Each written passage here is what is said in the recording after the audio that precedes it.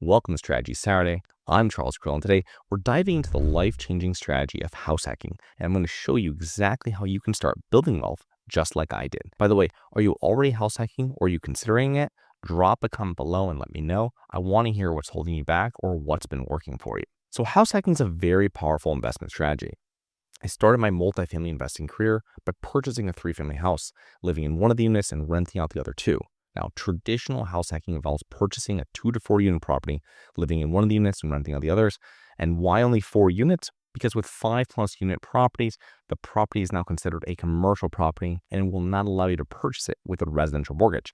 And residential mortgages are good for this because it's going to be a lower down payment. Now, a couple of different house hacking methods include the rent by room model, which I avoided since I didn't want to live with strangers, and the accessory dwelling unit or ADU model, where you might have an additional legal unit or mother-in-law unit on the property that you can easily rent to someone. And you'll most likely get a higher rental rate because they're going to have their own private entrance. Okay. Now, if you want to learn more about house hacking and how to house hack a property, you can please check out episodes SS41 and SS159. So how does someone build wealth when they're house hacking? So number one is reducing your living expenses. Now you'll probably see online or on social media that house hackers who live for free, but in my 5 years of house hacking, I never lived for free. Now, significantly discounted living expenses, yes. But I think on my best month as a house hacking, when I was renting out a room as well in my unit to a friend, it cost me like $40 a month to live, which is really low, but still, I wasn't making any money. Now, I still always paid myself some monthly rent to build up my property's bank account as a reserve. But when house hacking, the money you're saving can be considered the management fee that you're paying yourself. Now, number two is building equity. Now, I remember paying off $350 to $450 monthly of principal when I was house hacking as I paid my mortgage, or better yet, as my tenants paid the mortgage. Number three is property appreciation. Now, most properties will appreciate over a 10-year period, and I owned my first house hack for 16 years before selling it, so definitely appreciated before I sold it. Number four are the tax benefits. Now, I would never buy a property because of the tax benefits, but property ownership does come with several tax deductions.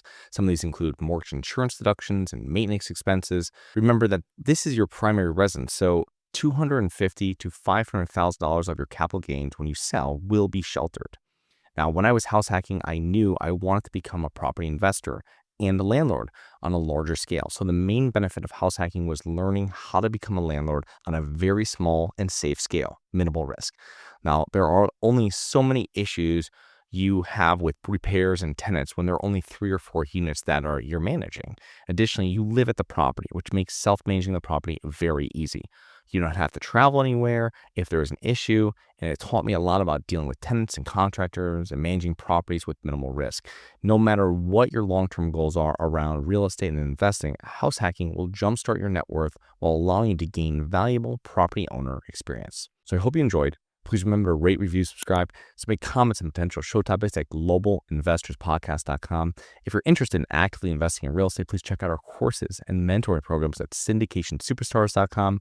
That is syndicationsuperstars.com. Look forward to 2 more episodes next week. See you then. You always want to invest in real estate, but didn't have the time, didn't know where to find the deals, couldn't get the funding, and didn't want tenants calling you? Since 2006, I've been buying income-producing properties in great locations that provide us with consistent passive income while we wait for appreciation in the future and take advantage of tax laws while we're waiting. And unlike your financial advisor, we invest alongside our investors in every property we purchase.